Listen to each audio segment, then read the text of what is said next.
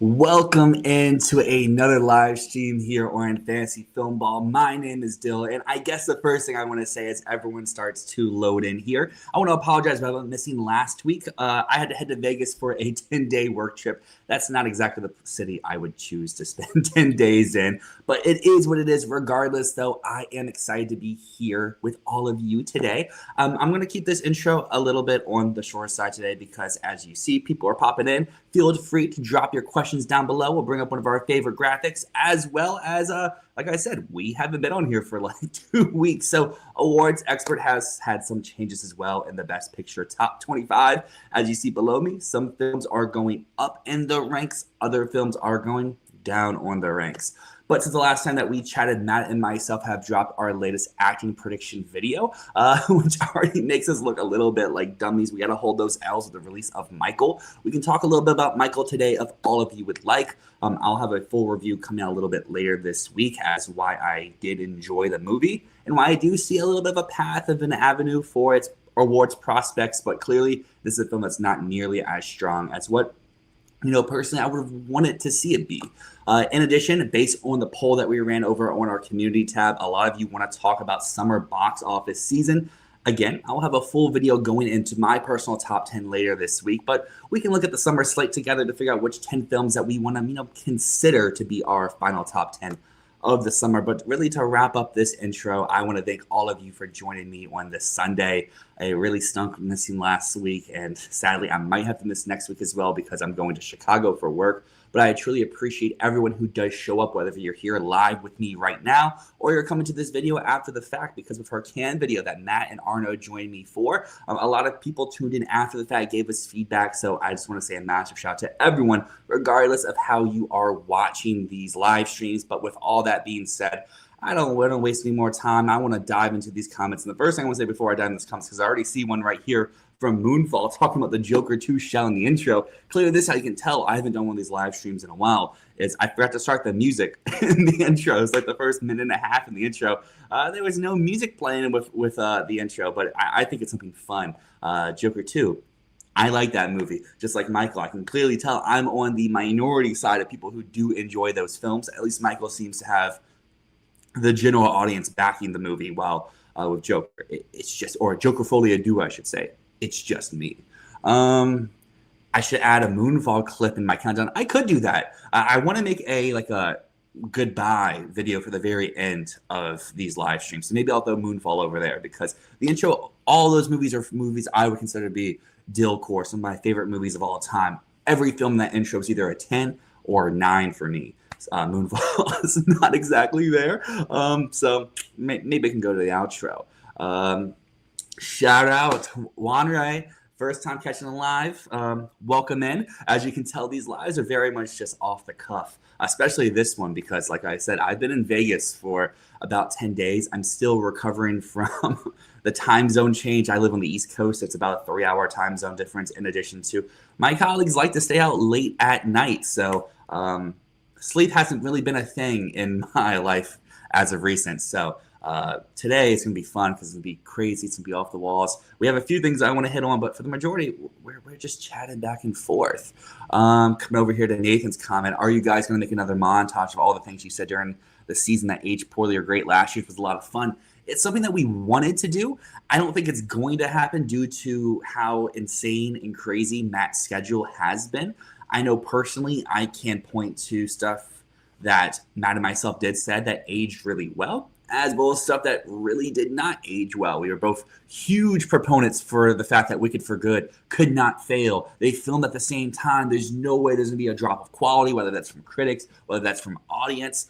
We believed in Chew. We believed in the cast and crew. And while I still did enjoy the movie, I didn't love it the way I wanted to. Clearly, everyone did not love it the way they were intending to. So I would say that's a massive one, that last year we had stuff that aged poorly. But in terms of stuff that aged positively, it's something I feel like I say in this channel way more than I should, because you should keep your W's private and you should hold your L's boldly and proudly. But F1 was a film I had in my Best Picture lineup for nearly all year. I dropped it around the time of Venice, and then I put it back in around the time of December. So it was about 2-3 months I had it out of my Best Picture lineup, but for the rest of the time, it's right there at my number 10 slot.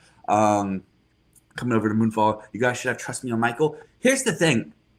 I understand why people have been pushing Michael far and far down, but I think it's just such a weird one because you would want to, at least me personally, you would want to believe and have faith in critics at large to go in with an open mind, not to be clouded by what is not on the screen, but what is in front of them. And I understand people can still have issues with the film that we did get, but time and time again, you go to most of the reviews from the major publications. One of the first things that they're mentioning is the stuff that's not inside the movie.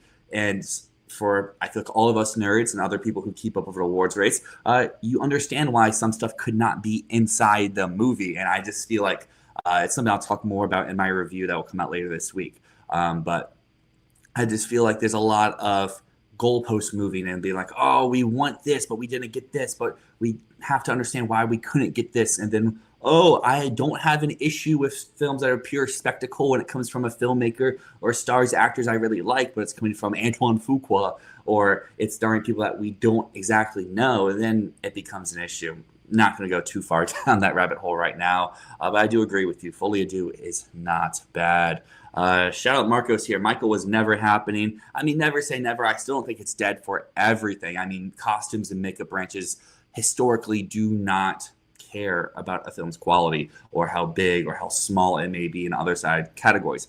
I think there's two ways Michael can go this year, and the more likely way is the route of Wicked for Good. But I would say if Wicked Part 1 did not happen the year before, I still think For Good would have at least gotten its production design and at least gotten its costume nominations. I think the reason why those missed out were due to sequelitis and how sequels continuously go down and down and down, and the projections and the predictions and the nominations. And there's a good chance Michael does throw up a 0 spot, but I wouldn't say Michael is a confirmed 0 at this point, at least in April. Shout out Andy. Hello. Welcome in. Excited to have you. Excited to have everyone else who is here with us this Sunday. I guess it's technically afternoon, like Moonfall's saying. The Discord users are flowing in. And Michael Best Actor happening. That is something I personally would love to see. Jafar Jackson is one of my favorite, I would say, music biopic performances that we've gotten this decade. Him, Austin Butler, are two of my favorites of all time. And I guess with that topic, as more people start to flow in here, let's just throw up, which one would it be? I think it is this one. Boom. Let's just throw up, and let me get rid of this banner here so we can actually see. But currently, Michael's ratings are across all the platforms of how people are feeling about this movie at the moment. Currently has a 3.6 on Letterboxd. I'll use my little cursor up here. As you can see, there's lots of 5 stars. And the 5 stars, you can maybe insinuate those are the super fans that are just going to give this movie a 5-star regardless. Don't look at my Letterboxd. It might say 5 stars as well. And I can admit it's not a 5-star movie. But for the time being, I do want to give it 5 stars just to make a point, to make a statement, you know. Who cares about little old me's Letterboxd review? It doesn't matter. There's, what is this? It doesn't tell me how many people have reviewed it so far, but it's a lot. And the 5 stars are here. As you see, there's a decent column in the 9s, and then we get to the 8, 7, 6, 5s. I'm surprised there's not more down here, because you would consider a film that has a fucking 39 on Metacritic would have more negativity down in this range, because technically a 39 would be this column, your 3, and I guess your 4s, not your 5, 6, 7, or 6, 7, 8, 9s. Being the highest categories. So I do think there's a massive disconnect between, as you see with Rotten Tomatoes, the critics and the audiences. I think that Michael, just like Bohemian Rhapsody, is delivering exactly what the general audience, the core demographic, wants out of these music biopics. They want the hits. They want the recreations. They want to have fun. They want to enjoy themselves as they're watching the film. You can make another pun of shaking their body down to the ground during the credits. At least my IMAX screening at Las Vegas, that place was a party. Everyone was dressed up. Everyone was singing. They were clapping. They were applauding. And they were just having a great time.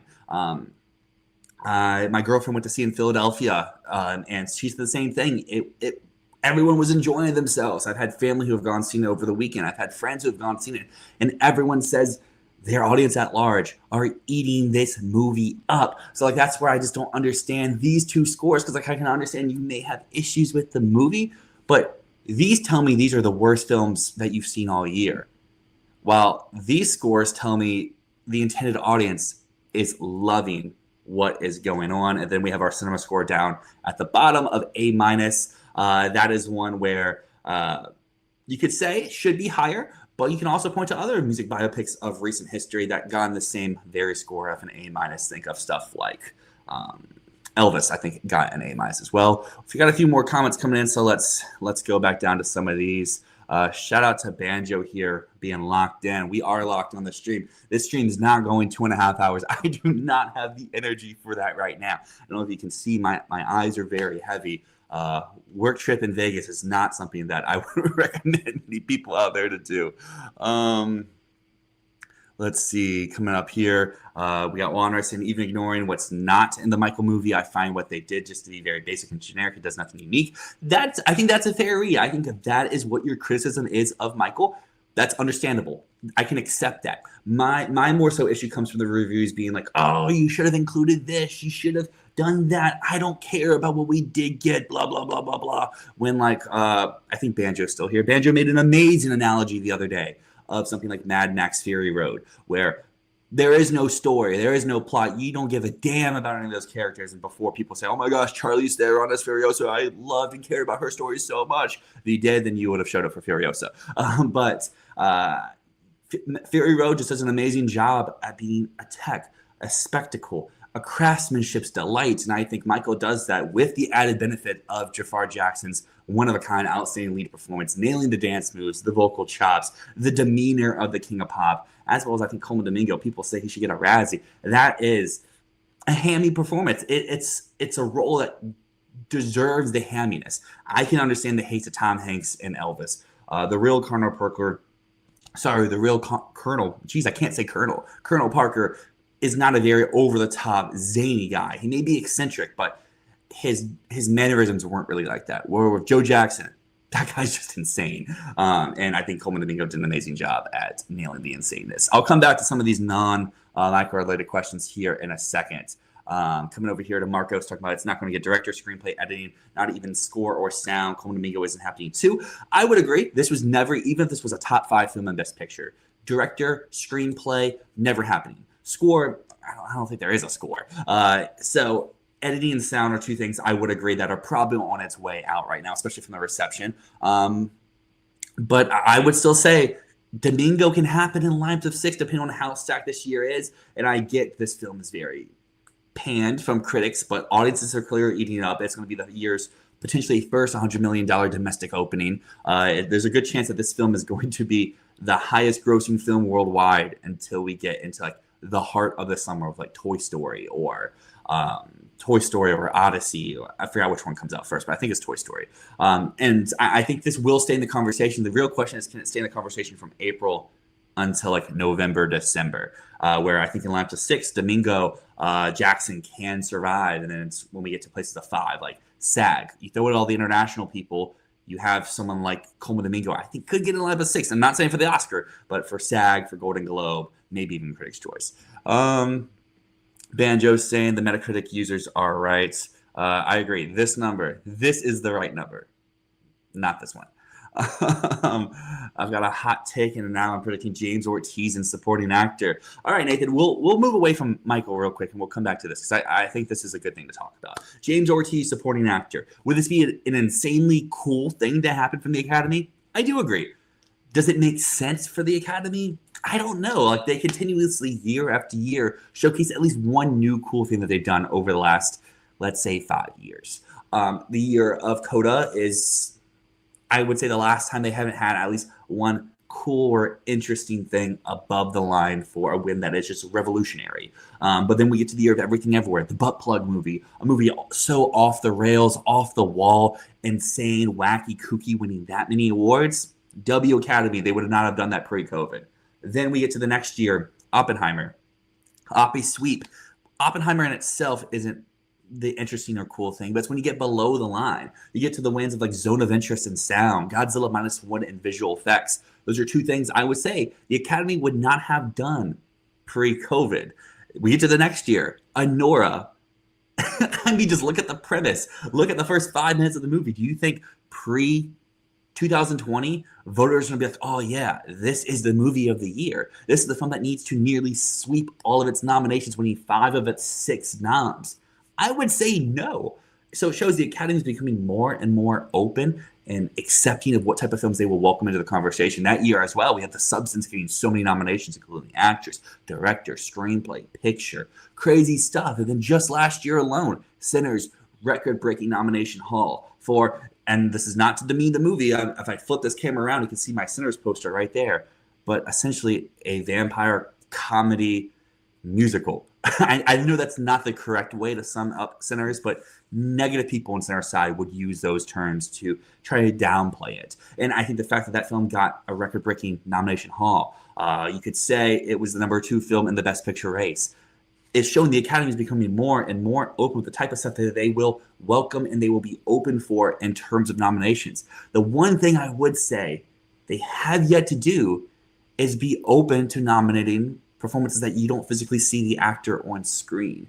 And I get this before my time, but Lord of the Rings with Andy Serkis as Gollum, maybe that was too early, even though people say that Serkis is the visionary of mocap performances, and that is arguably his best. But then they had a chance to come back around and do it for the Planet of the Apes films. And you could argue a lot of those years, in whether he would be supporting or lead, those categories could have had an open 5th slot, and the fact that he didn't get one precursor anywhere concerns me. And then when we have Zoe Saldana for the Avatar films, if it's the first one, which nearly won Best Picture, whether it's Way of Water, or whether it's even this most recent one, maybe not for this most recent one because the film ultimately missed Best Picture, but like Saldana, you could argue, should have been nominated for Avatar 09, should have at least gotten one precursor for The Way of Water, and she didn't. And yes, Eddie Murphy got the BAFTA for Shrek a long time ago, but it's a once in a 100 years generation type thing. And the only way I can see James Ortiz really show up anywhere is if this film's winning Best Picture in a landslide. It's sweeping. It's doing what Matt currently predicts it to win picture, to win Gosling. I would assume Matt has it winning director and screenplay as well. We're recording those predictions this week to come out sometime late this week, early next week. But like, I don't know. It's just it's a hard hurdle for me to accept due to the fact that they've never done it before. But with the other stuff I just mentioned, whether it's Everything Everywhere or The Substance or Nora or Sinners, those aren't the acting branch. Yes, they did get acting nominations or even acting wins, but you could see the actors there. You don't physically see Ortiz. So I'm not going to say don't do it. I think everyone should do something crazy and something bold and something fun, especially in April. That's kind of my stance on James Ortiz right there, Nathan. Yes, Moonfall, 6-7, and Ann Lee screening. Good for you. I talked about before, my Ann Lee screening at the Virginia Film Festival. Let's say Thursday afternoon, theater is 75% filled. Super buzzy screening. Everyone wants a ticket for this. Screening ends, I would say half the people left. And half the people left before halfway through the runtime. That's part of the reason why I instantly said dead for awards, regardless of my personal thoughts of the movie. But Ann Lee is, I would argue, to be one of my least enjoyable theatrical experiences I've ever had in my life. But we're not here to talk about Ann Lee. Coming over to Banjo, I think if Michael Legg's out the box office, it may stay popular, but it's front-loaded. It may just be the diehards. And I do agree with that, and I think that's what we'll have to see in the coming weeks, because people try to write the stories about box office from an opening weekend. And we see time and time again, the first 3 days are not the full story of the film's theatrical run. Sometimes you make almost all your money those first 3 days, and other times it's just a fraction of the cost. I mean, look at Sinners last year. Sinners had what you could say is an overperformance on opening weekend, but its legs continue to stay strong and strong and strong and strong. And then we go to films like Folie à Deux, which made, I think it was over half, if not 70% of its money in those first 3 days. Obviously, those are two ends of the spectrum in terms of audience reactions, but we can go time and time again to countless other options, and the films that the audiences love, they continue to come week after week. I mean, going even on a smaller scale, look at the drama. The drama has had amazing holds week to week, showcasing that this is a film that has insanely good word of mouth. That the fact that it's already up to, I think it's number 4 for A24's top grossing films of all time, despite its lower lower opening, I think just shows that, hey, the audience is there. People are talking about the movie. It continues to go well and well and well. Yeah, Banjo, shout out. Fury Road comp. I like it. I like it. I was actually talking with my girlfriend about too. I didn't use Fury Road as my example, but it was basically the same argument, but for another movie. So, great minds, we think alike. Coming over to Juan right here, changing the subject a little. How many years do you think it will take to get 3 international films for the Best Picture lineup? I really think it depends, because I think what it would take for a 3 international film or Best Picture lineup is we get a film like Sentimental Value, where you can argue, is it international? Or I shouldn't say is it international, because it is international, but where it has a large amount of English inside the movie. Think of films like Triangle of Sadness, or even The Substance, where you can make a case for those 2 movies being international films, but they weren't eligible for the international feature category despite having some stuff that wasn't in English. So I think for one of those years, I think we could get one of those really, really soon. But in terms of 3 straight international movies, that I think we may have to wait a little bit for until we get another year like Parasite, where the international film is just the Best Picture sweeper, or the frontrunner, I should say, not sweeper, frontrunner. And it doesn't matter if that's an international movie. So that opens up the avenues for more. Because I would say last year, let's say Sentimental Value was our Best Picture winner, I think there would have been room for Accident to still survive, because Sentimental Value was just so far out front. It wasn't looked at as an international movie. It would have just been looked at as the movie, if that makes sense. But I did skip some other comments before, so I'm going to go back up to those real quick. Because I know I did get one about Can. Just got to figure out. Here it is. Where is it at? I swear I got a comment before. Now I can't find it. Here it is. Set the over-under for the amount of films Neon will have once Can is over. Here's the question for me. I don't actually know how many films Neon currently has, because they just bought Paper Tiger, so that number is going up and up and up. I know in our last live stream that we did, Arno was here, Matt was here. Those are the international experts here on the channel. I can admit, international feature, documentary feature, those are the 2 categories I know the least about in terms of Oscars or Oscar prediction or anything like that. I do enjoy when I watch an international movie or a documentary movie. Those just aren't the first films I go out to seek to watch, whether it's at a film festival, whether it's just theatrically. So I would say, let's just say they have 6 right now. I would say they can add two more. I think due to the fact that most of the main contenders for Cannes this year have already been purchased, whether it's by Neon, whether it's by Mubi, or any of the other studios out there, I would say Neon adds 2 to 3 more, depending on the reactions early at the festival, because I would say most of the top Palm contenders have already been acquired. But if something like Coward comes out and it's like, oh my gosh, Coward could win the Palm, Neon will pay for it, regardless of what A24 offers, regardless of what Mubi offers. Neon will get whatever the first giant buzzy title to play the festival that gets Palm potential win acclaim. But I do think Neon has a lot already, so I don't know how much they will buy in addition. Where like last year, they came in with a lot less. Like they bought Accident, they bought Secret Agent, they bought Sarat. Where this year they're coming in with like 6, 7 movies. Where last year I feel like they only came in with like 3 or 4. Coming over to Moonfall here, do we have any Face-Off fans in the chat? I am not a Face-Off fan. I've never actually watched it, but I just want to give you this platform here. Other people can kind of jump in. I see Banjo coming in here. Let me scroll all the way back down to the bottom of the comments. Neon has 6 right now, so I'm going to say over-under line is 8.5. That gives them room to add 2, but do you think they will add a 3rd one? So I would say the line is 8.5. All right, coming back up to where we were leaving off on the questions. I guess in the meantime, let me just throw this up. Let's come back over to our Michael one here. I guess, can you see it as well? Let's see. Can I scroll up so you can get to the bottom here? Not really. This is the fun thing of StreamYard. You pay money for it. It doesn't work the way that you really want it to do. But just talk a little bit about Michael's just audience reception right here at the moment. The big thing for me is really the number all the way here at the top. General audiences are eating this movie up currently. Even if these 5-star ratings are a little bit overblown by the core fans, the diehards, the people out there, I think the real telling thing is the 4 stars, the 3.5 stars, and the 3 stars are the 3 most populated categories, where if people were hating this movie from a general audience perspective, these would be higher. And I think while these two numbers from the critics are very low, that's not what you would want to see. The fact that these scores right here are all pretty high tells me the fact that there is very passionate word of mouth for this movie at the moment. That is basically the last thing I wanted to say with Michael before we keep going through some of these comments down below, is the fact that general audiences seem to be really enjoying this movie, regardless if you think those are just the diehards. I would say the fact that this opening weekend number keeps rising and rising and rising.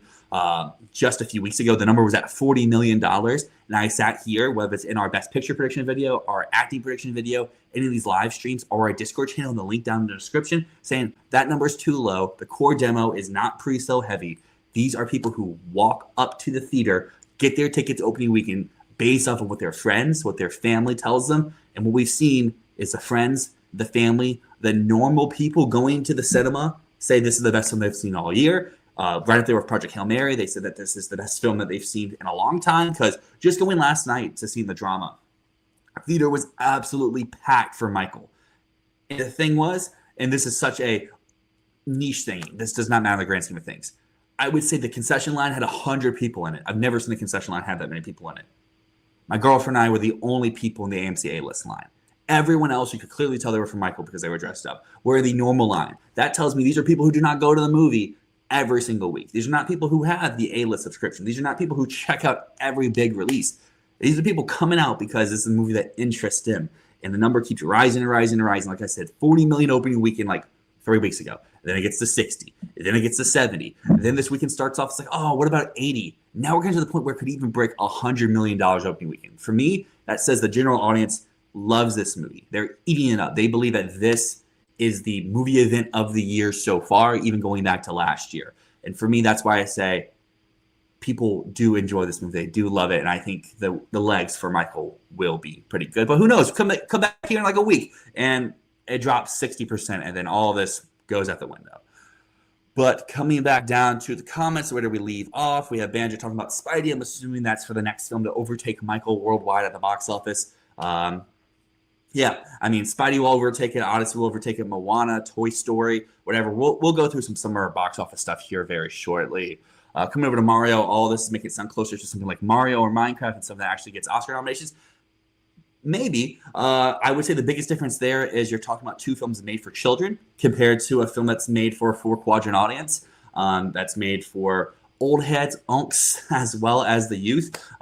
When I saw Michael in Vegas, when I went to see the drama last night, there were so many kids dressed up, so many kids getting to see their icon, their idol on the screen. And I just think that, yes, you can make a comparison in terms of box office to those movies. But like I said before, regardless of how Michael plays out at award season, the guilds will show up for it just the same way they will show up for Wuthering Heights, just the same way that they show up for movies that don't eventually get those Oscar nominations, because the guilds don't care. The branches don't care about your film's overall strength. They care about the quality of whatever craft that you're talking about. So Michael will show up at Makeup and Hairstyling Guild, will show up at Costume Designer Guild, will show up at Production Design, maybe even Ace, depending on how stuff shakes out. They throw that in music, they throw that in drama or comedy. I know there's been some mix and match with how musicals play or music biopics play in the past, because I think West Side Story went like comedy when like it's not. I could be wrong with that. There's been one music biopic or musical film that went in comedy when it definitely should have been in drama, because that's where the Globes placed it.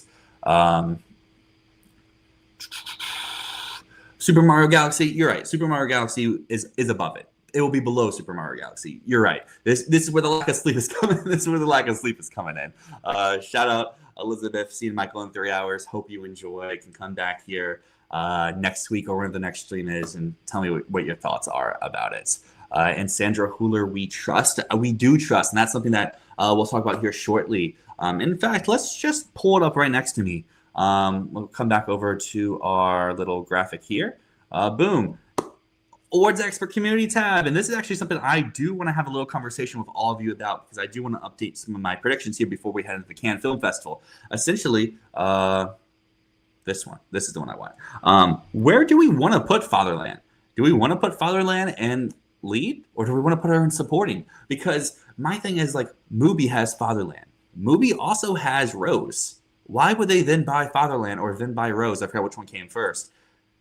And if they're going to compete in the same category, what that tells to me is Rose could be a lead actress contender prospect, and they push Fatherland to supporting because if we come over to supporting, like, what do you want to do in this category?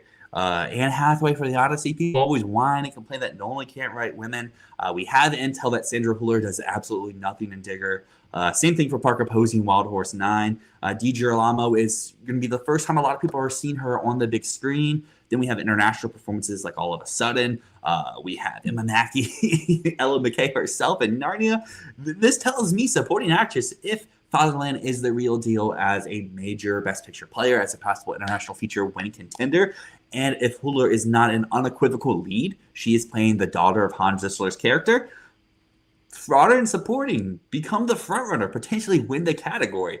At least that's what I would do if I was an award campaigner. I obviously am not.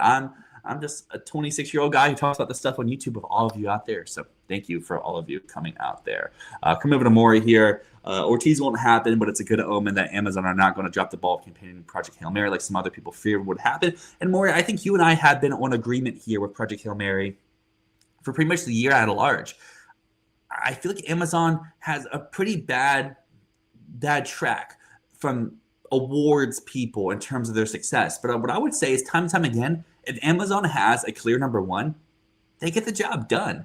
Let's go back a few years to let's just go all the way back to the start of the decade here, or the 2020s. So Women Talking is a year, or not even that, 2020, Sound of Metal. That's a film no one was even considering to be on their awards trajectory path.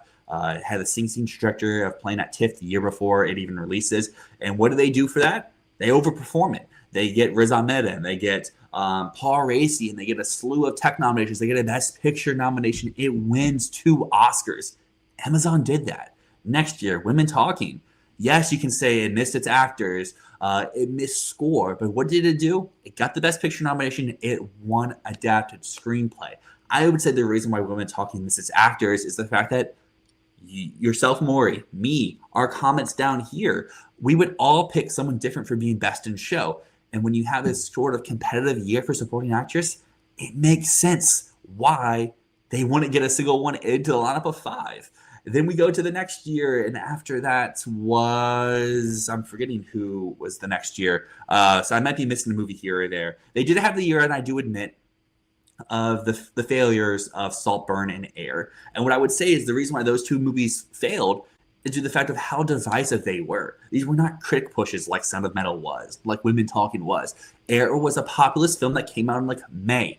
It did decent at the box office, but kind of similar to Women Talking, people couldn't agree who was best in show. Was it Matt Damon? Was it Ben Affleck? Was it Viola Davis? No one could really agree. And like, what would its prospects be? Just screenplay? That was a pretty strong year over the original or adapted, I forget which category it was, screenplay category, where it was really fighting to make its way in over some films that were in the Best Picture race. So it misses out. Saltburn, I would say, is a film that the critics largely rejected. I think Saltburn is something that you could maybe say like in another year, maybe have a better shot. But like its tech categories it was competing for, those were all very stacked tech categories where it ultimately missed out to Napoleon, a few of them, which I would say is an equally as divisive movie.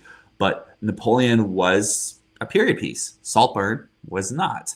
Then we get into the years of stuff like, oh, they had American Fiction that year. What am I talking about? They had American Fiction. American Fiction clearly was their number one. They got overperformance of nominations. Sterling K. Brown got into supporting actor. They were able to get in Cord Jefferson into screenplay. He won screenplay, got the extra score nomination. American Fiction succeeded all expectations. Nickel Boy, sure, he missed out on cinematography, but guess what? It got into adapted. It got into Best Picture.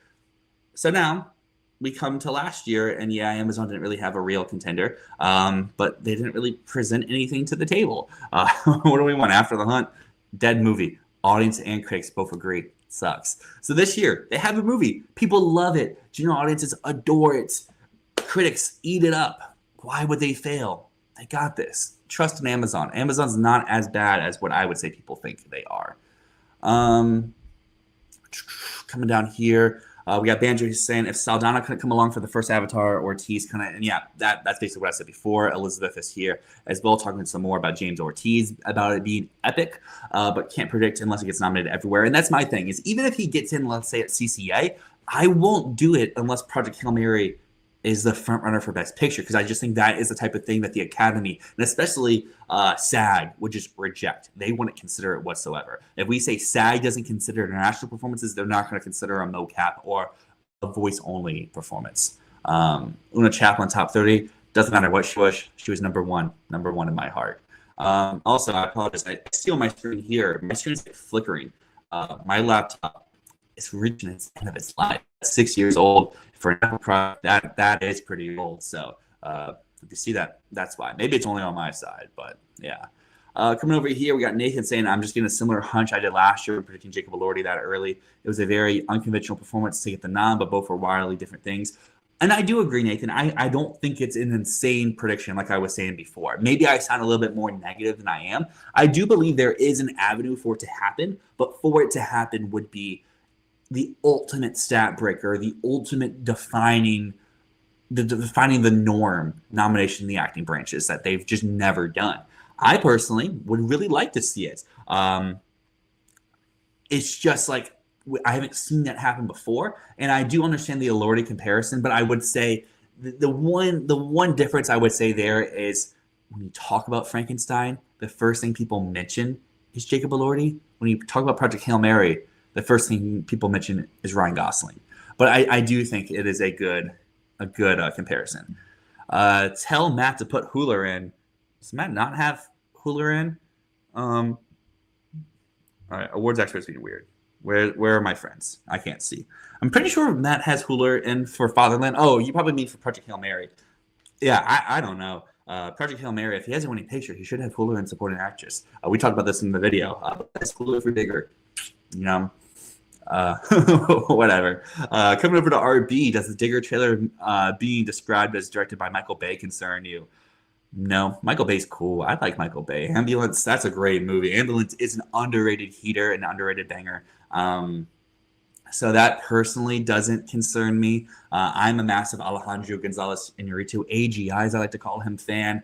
This man has never not delivered for me. Birdman's one of my favorite movies of all time. The Revenant is a certified banger. I am even a Bardo defender, so Digger is one of my most anticipated movies of the year at large. I don't care if it sounds like it's directed by Michael Bay. It's an Iñárritu movie. That is for me. Coming down all the way here to one of the new comments. Hell yeah, Michael Bay, Ambulance. This is the good stuff. And shit, I'm lagging out a little bit. If I do lag out, that might be the end of the stream early. Who knows? Wi-Fi is normally pretty good where I'm at, but I'm not hardwired in today like I usually am, so maybe that is part of my issues here. Actually, I do want to get to this other comment here. I have a hunch Resident Evil will have a Nosferatu-type tech run. I don't know if Vitor is here. That's the man you want to talk to. There's been reports of a test screening of Resident Evil. It's described as the Fury Road of horror, not in terms of the quality of the movie, but in terms of its non-stop horror action from start to finish. That doesn't read like a film that awards will really happen for. It's distributed by Sony. Sony, I would say more so than Amazon, because people like to shit on Amazon. I would say Sony has a weird track record where they don't need to push something unless that something is like undeniable. And even when they try with like Women King, they fail. So like I don't think it's insane to throw it into like shortlisted categories for like makeup and maybe even cinematography, because they do like a lineup of 20. But it's not something I would personally put in my top 10s anywhere at this moment. You know. Coming over to Banjo, another issue of Ortiz is that people like Eddie Murphy and Saldana and Circus are much bigger names. That is a great point there, Banjo. Coming over to Moonfall, my Joker 2 opening night screening had 3 people, including me, and 2 people walked out. Lame of you, Moonfall, to walk out of Joker Folio 2. You missed so much great content from walking out. But yeah, no, that's the thing is I think you can tell instantaneously with some of these movies, especially when you get the opportunity to see them early or see them at a fan event. When people are getting up and leaving, you know it's filling its intended target audience. With Michael, stayed until the credits ended. The whole crowd stayed. They were dancing. They were singing along. They were clapping. They were saying, this is the best movie I have seen in who knows how long. That was the sentiment over at the Las Vegas IMAX screening I went to, is the people who were in that theater were like, hey, this is the movie event of the year. Will that translate to awards? Probably not, but I think it will translate to good box office legs. Going back to a comment from before, Moonfall saying that this year we can get 3 pure international movies in our Best Picture lineup, 2 neons and a movie, and I think that could well happen. I mean, if you are a believer of at least 2 of Fjord, of All of a Sudden, and Hope, boom, that's 2 of them right there. You add in Fatherland, that's 3. And I think the real question comes down to, is for that to happen, is one of Neon's a top 3 contender? Is Fatherland a top 3 contender? We've seen 2 be the limit in the past. The Academy's growing more and more international. You can argue it was just an accident. It was number 11 last year. But I would talking too fast. What I will say is, if an international movie is the number 10 slot, I do think that is where they struggle. I think the international movies need to be 7+ to safely secure their way in the Best Picture. I think what we saw last year is Accident was number 11. You have the voters who, regardless of what people say, the subtitles, this bar right here, they don't want to read those. What they will watch is the vroom vroom fun movie that is a blast to watch, whether it's at home or in the theaters. And I think that's largely why F1 got in over Accident. Is F1 is a fun film to watch, it's easily digestible, and it's a tech-heavy galore spectacle. Well, on the other hand, Accident, while I love It Was Just an Accident, people don't want to read the subtitles. It's a hard film to watch at times, and it's not one they can just put on and be like, yeah, I'm watching It Was Just an Accident today. And skipping down more to a newer comment here, we have Banjo saying Blue Moon could have potentially have been number 11. And I do think that's, especially with its screenplay nomination. And that goes back to the whole conversation last year of like Weapons, is like, if Weapons was actually number 11, screenplay would have happened. It would have gotten the makeup shortlist. It could have gotten the casting. Amy Madigan won supporting actress after all. Weapons, Amy Madigan still makes 0 sense in terms of how it played out the Academy, but I love Weapons. I don't love Amy Madigan in it, so I can't be all that upset. Coming back up to Maury here for 3 international films, you can't have them be all from the same U.S. distributor, and I do agree with that. And I think Moonfall was just making the point too, with 2 neon, 1 movie, Fatherland, let's say, plus Hope, and all of a sudden, boom, we can make that work. Especially if Fatherland becomes a top 3 movie, Paolo Costi is in the director-winner conversation. I could be much more on board of that than like last year, where that's part of the reason why I didn't include Secret Agent in my Best Picture lineup for so long. It's like, can Neon really do 3? But I was so stuck on the fact that Accident was so much stronger than it was. Clearly, Accident was their number 3, while Secret Agent was their number 2, not vice versa. Juan Ray says, I agree with Maury. I have 3 in my predictions right now, and the only movie is Fatherland. Again, like I say, I agree with all of you out there. If you split them up by studio, I could be much more on board. Moko's talking about Anne Hathaway needs to be back in awards conversation. Hopefully she gets in for The Odyssey. She's got a lot of chances this year. Depends on which role ends up being her most showy. I would assume on paper The Odyssey is the one that makes the most sense. I get the whole thing. Nolan doesn't write women. But what I will say is Nolan's best female character in his whole filmography is Anne Hathaway in Interstellar. So if he's going to do it for anyone, it makes sense it would be for Hathaway with the role that she's playing in The Odyssey. And I think this is just like the Neon, or not the Neon, sorry, the Amazon conversation we just had, is people shit on Amazon a little bit too much for awards. Amazon gets the job done when they have the right film. I think Nolan gets the job done for acting when he has the right performance. And I would assume, based off of what we know from the Iliad and the Odyssey, and what we know of Anne Hathaway's acting capabilities, she could do enough in supporting actress where if you go over the last 7 years, this category's been desolate for number 5 option each and every year, where if The Odyssey is a top 3 Best Picture player, Hathaway does enough. I don't understand why she would not be in the conversation. Banjo, we said this earlier, Neon has 6 films. And that, hey, I'm just catching up to this comment. So shout out to all of you out there for dropping comments down today. It helps make these streams a little bit more digestible for me, especially when I'm rocking on not that much sleep. I think All of a Sudden or Fatherland are winning the palm. Neon isn't happening this year. And in fact, for the people who did not come out to our last stream, let's just pop up with this. Arno, Matt, and I kind of came together and made our personal can predictions pre-festival, pre-date selection for everything. And we currently have Fatherland as our, actually, that's the community. We personally have Fatherland as our personal prediction winner. We have all of a sudden taken the Grand Prix and Hope with the jury prize. I am someone who wants to predict Hope for the Palm. Am I exactly there yet? I'm not exactly sure. But Fatherland is something I feel very confident in. We have intel that this movie is phenomenal, so I have no real reason to sway against that at this moment. And let me just drink some water real quick. 48 straight minutes of yapping. Again, shout out to all of you for listening to me yap. But yeah, we have Fjord taking our screenplay prize. We have Swan Arnaud for A Man of His Time. This was a big Arnaud pick. Arnaud has had a great trajectory for the acting prizes at Cannes. He's heard intel that Swan is phenomenal. We've also heard that Rami Malek has a very Beatty role in The Man That I Love. So maybe this could be Rami's return to awards. I know some people would hate to see that, but I think Rami Malek is the definition of a Kino man. So I'm down for it. And as you see, here's our actress. I think all of a sudden could take a dual prize, very similar to like Amelia Perez a few years ago for actress that would clear up the space for something else up in the top 3 prizes, maybe something like Minotaur. But that's currently where Arno, Matt, and I stand. But things will change as we get dates, as we get more intel about which films are placed where it can in the early buzz from insider screenings. Let's see.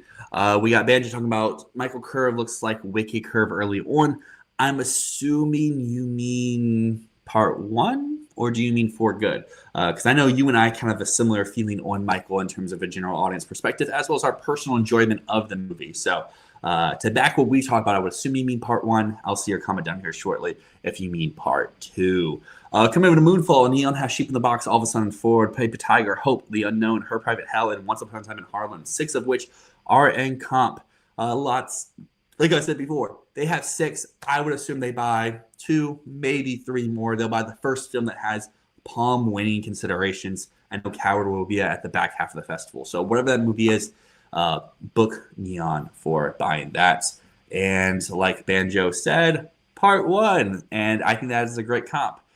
Because the audiences are eating up the opening weekend box office going up and up and up. Unlike part 2 for Wicked for Good, which the prospects were going like this and this and this for its box office week to week and even day to day on its opening weekend. We have Marcos here saying that All of a Sudden is winning the Palm. Very well could happen. On our Cannes live stream that we did a few weeks ago, Matt was talking about how, as of recent, a lot of these festivals have been going with the Nepo Palm, where they're giving the palm or the top prize to their besties. We've seen it at Venice twice in a row. We've seen it at Cannes, arguably 3 times in a row. Will Park continue the streak this year? Of all the people in comp, apparently he is boys with Rasuki Hamaguchi. So we'll have to see how that goes. Coming over to Moonfall, I saw Exit 8 last night, and there was an absurd concession line and 17 screenings of Exit 8. But no, of Michael, yeah. It's going crazy that the people are showing out for the Michael Jackson movie. Following will be lead. I think Rose is just covering bases. I think ultimately that is what most people do believe and back at this point, and that's where I personally am at as well. If we come over to my acting predictions at the moment, you'll see I currently do have Huller in lead for Fatherland, but I have Rose sitting right here at number 6. I really want to move her in, and I think that really solves my issue over in supporting actress, where I could put Sandra Hüller for Fatherland at this number 1 spot, and I can feel good about it. Because again, outside of Sandra Hüller for Project Hail Mary, this is a very youth-skewing, Anne Hathaway, I guess, isn't as quote-unquote young. She still is young, but she's not sub-30 like the rest of these women are here. But like last year, because that was my issue last year in supporting actors. Like, oh my gosh, this lineup is so young, it's so youthful. And then, of course, we had Amy Madigan coming in there to boost the age number up a little bit, and I think that's what we'll have this year too. Whether that is Hüller in Project Hail Mary, if it's Hüller in Fatherland, or if that's even Penelope Cruz for The Invite, or Frances McDormand for Jack of Spades, I think we will get someone coming in, as you see here, and these updated acting predictions. Nia Long is down 8 spots. Crazy stuff. More thrown in the asterisk for Sound of Metal, benefiting from COVID year. I do agree with that, and I think you do make a good point for it benefiting from the COVID year. But what I will say for that Amazon conversation from earlier is that Amazon, when they have the right movie, they overcome these hurdles. I will say the only time I would say Amazon really fumble the bag would be Challengers. But again, you could say that's not the right movie. That's a film that is very much more youth-skewing. It's a film that older audiences might have trouble with, whether it's the way the story is told, the subject matter, or the fact that the film wasn't a huge financial success, so it couldn't even overcome and be the populist film of the bunch. While I personally love Challengers, it's one of my favorite movies of the decade at large, I do understand why it missed the Oscar nomination at the end of the day, where Sentimental overperformed, American Fiction overperformed. They got wins for Women Talking. Nickel Boy eked its way into a Best Picture lineup despite all the downward trajectory behind the film. And I think that this year for Project Hail Mary, they're just going to get the job done. When Hula gets frauded supporting and loses to Blunt. Well, here's the thing that I've heard about Blunt and Disclosure Day is that there's more people that we haven't even heard about in the movie that are going to be in this film. So I think there's a chance that Blunt is actually supporting, and maybe it's just O'Connor lead, or maybe everyone's supporting. Womp. But yeah, we're coming back down. I'm going to try to speed through some of these comments because looking here, I'm about 15 minutes behind in some of these, so we can catch up a little bit, and then we can dive into our box office conversation for the day. Come over here to Banjo real quick as I take another sip of water. Banjo thinks it might be challenging for a video game movie to be respected by the Academy, although Last of Us being getting credit on the Emmy side. And I do agree with the sentiment at large. I think it's why we see a lot of video game movies, not just in the box, or not just at the Oscars, but sometimes in the box office, struggle with success. But what I will say is the Academy, kind of like what we're talking about before, is progressing and growing and being more accepting. So I think that if Resident Evil is actually just that good, it could. My reservation comes from is it actually going to be that good, or is it just going to be the greatest thing for its intended demographic of the horror heads, of the gamers? And that's where I think my reservation with Resident Evil comes in, is where, yes, I believe Zach Kreger will make a great movie. He's done it twice already. Barbarian and Weapons were both in my 10 favorite movies of their years. But Weapons did expand, but its only real Academy prospect was Amy Madigan. It missed the makeup shortlist. Yes, it made the shortlist for casting, but and then screenplay, it probably was even number 6 in screenplay. Sorry Baby probably was. So the Academy really only came about Amy Madigan from Weapons, and Barbarian is a banger of a movie, but obviously no awards prospects. And I think that's what Resident Evil will be much more like, is a banger of a film, an amazing time at the theaters, going to be a horror fan's wet dream. But in terms of the Academy, they're not going to care outside of maybe a few shortlists. But I know our next comment, Ray here, is super confident in Resident Evil. If you get makeup, sound, maybe visual effects. Visual effects this year is absolutely stacked. Let me just bring this back up. We keep bouncing between, but I'm going to remove Ray's comment here real quick. But yeah, I mean, look at this top 5. I could be cool saying, boom, 5, good to go. But then we come down to some next in line. Star Wars, move Star Wars up and remove Narnia, good to go. Disclosure Date, Spielberg, it's going to be this huge sci-fi epic. Move that in, take out Odyssey, cool. And then even next in line, we have Spider-Man. The last few have gotten in. Godzilla, the last one, won the prize. Dinosaur, if you've heard, Digger has a lot of visual effects. Clayface, we just got a trailer. Hunger Games trailer looks really cool, and who knows what we're going to do with Hope. Visual effects this year, there's so many films. So really, in my personal opinion, the only ones I feel good about for a nomination are Project Hail Mary and Dune. After that, I'm kind of open to plugging and playing. Star Wars, I want to fit in. I probably should take out Narnia. I just know Netflix, when they have a contender, they usually push its way in. Odyssey could be too practical, but also I feel like we see the Cyclops in the trailer. That's not practical. Nolan's is going to admit a little bit with the visual effects. And then obviously the Avengers movies just get in. The Spidey movies usually just get in. Disclosure Day, Mando, I want to fit them in. I just don't see Resident Evil hopping over all of those movies. Coming down to Banjo here. If Michael legs out hard and turns out real for awards, do you think that could hurt Project Hail Mary? I don't. I don't think those are the same voter base whatsoever. I think Michael is very much to make the lane comparison, the Bohemian Rhapsody fans, the Elvis fans, the Darkest Hour fans, the people who just want to see an actor embody the icon on screen doing it unlike anyone else and being the talking point of the season, as well as comparing it to like the Wicked Part 1, the F1 fans, the people who want to see a fun spectacle from start to finish of constant glitz and glam in your face. While Project Hail Mary, I think, is much more of like the tech heavy film, the sci-fi, the feel good movie. I just don't think those are the voters. The people who put Project Hail Mary at number 1 aren't putting Michael at number 1, and vice versa. Moonfall saying he kind of believes in hope. I do too. I want hope to be something, and I make money if it is something. All right, coming down here, we have some talk about Blue Moon from before. More, it kind of says what I was saying there too. It has audience and critical support. They're not really the same case. And here is our Resident Evil super fan, Vitor. And here, the reason why y'all didn't have Secret Agent is because y'all, no, I am bold on saying here I've never had Park Chan-wook, No Other Choice in my international feature lineup. I never had that film top 15. People down in the Discord, some of y'all out there specifically called me stupid and insane for having F1 at my number 10 slot and not No Other Choice. And is this rage bait? That's a specific quote from someone. I don't remember who it is.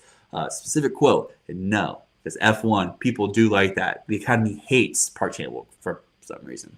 Coming over to Banjo, I kind of think that Accent and Secret Agent were pushed equally as hard. And I do agree with that. I think that Secret Agent is the late breaker. And I think this is why ultimately I have admitted I'm going to put Julianne Moore into my Oscar 5 because she's winning the Golden Globe comedy unless something else really presents itself as a comedy film in the actress category. I think that's enough to push the movie over the edge to be in the Oscar conversation, where Wagner Moore won Drama Actor last year. That helped propel Secret Agent. Accident blanked at the Globes and never had another chance to win a real prize. And by the time we got to voting, more people were talking about Secret Agent. It was being more embraced with wins, where Accident may have been the early push for Neon, but once it blanked at the Globes for wins, once it lost the CCA to Secret Agent, it had no other avenues to actually win an award. And I think, screw international talk. We get to talk about Tenet right here. Debicki's good in Tenet. I think a lot of people, their thoughts of Nolan writing women, I think Debicki's kind of the embodiment of that as much as I love Tenet. In fact, let me open this up real quick so people can see so they know I'm not joking. Letterboxd here. Look at this glorious top 4. Cats, Avatar, Tenet, Moonlight. Are you going to find another elite top 4 like that out there? No, you're not. There was an app a few months ago that said how many people have a similar Letterboxd top 4 as you. I think 0 had a 4 out of 4. One person had a 3 out of 4, and that person had Avatar, Tenet, and Moonlight. I don't know who that person is. I think I followed them on Letterboxd. That is an elite ball knower. That is someone who's super, super, super smart. But enough of that. Coming back over to Vitor here. Secret Agent had Best Actor, had international feature wins, and Accident just failed to make it there. Yep, that's exactly what I just said too, is Accident was not getting those wins while the Secret Agent was getting those wins. I think that's what helped push it up into the top 10. And I do agree with Moonfall here. Matt Damon could win. I really want to fit Matt Damon in my Oscar 5, and I think I can now if I remove Jafar Jackson. I think I'm good to go. I think it really just depends on how Nolan adapts the story. We know the character of Odysseus. We know what Matt Damon can do. He's never won an acting Oscar. Actually, let's bring it back up here so you can see. Boom, acting. Matt Damon's going to find his way in. It's just really taking Jafar Jackson out, admitting that I don't want to do that right now. I'll do that after Cannes. Or I can just move Hans Zisler out after Cannes if Fatherland isn't what it's been built up to be. And I think it really just comes down to how does Nolan adapt his character? How does Nolan give Damon his screen presence and give him a moment to shine? If it checks off all those boxes, I agree. Moonfall, he could jump right up, be top 3, win drama actor at the Golden Globes, because I'm assuming both Cruise, Malkovich, and Gosling are all going over to comedy musical. And then we have a race. We have battle. We can go from there. Let's see. They're talking about some Resident Evil stuff down there from before. I'm not really going back into all of that. Here we go. Let's go down to what if we have a Lord of the Rings Oscars year with Dune Part 3. Short answer, no. Long answer, maybe. If you really want to play super specific games, shout out Next Best Picture. Shout out Matt Neglia, the man on the inside who talks with all the studios. In his podcast, on the Next Best Picture podcast, he's been saying recently, he's talked with Warner Brothers. He believes that, or Warner has told him that they believe that Dune Part 3 is the real deal, that Dune Part 3 is the movie, point blank. But he even says there's no way that it pulls a Return of the King and wins all those awards. It sweeps across the line. I can see a world where Dune Part 3 finally gets its Best Director nomination. It finally maybe breaks in an actor in the above the line. It gets screenplay again. It gets all those tech noms, and it wins a good amount of those tech noms. I don't see a world where it wins. What did Return of the King win? Like 9 awards? I don't see that.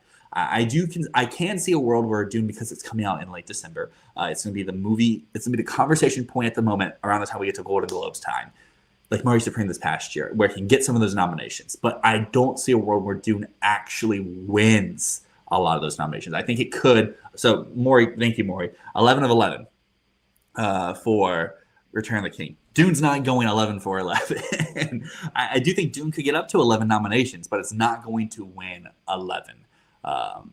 And that's essentially my long version of answering that question. Is I do see the nominations coming back for Part 3 if the movie is embraced in the same way as Return of the King, but I don't see the wins equaling it.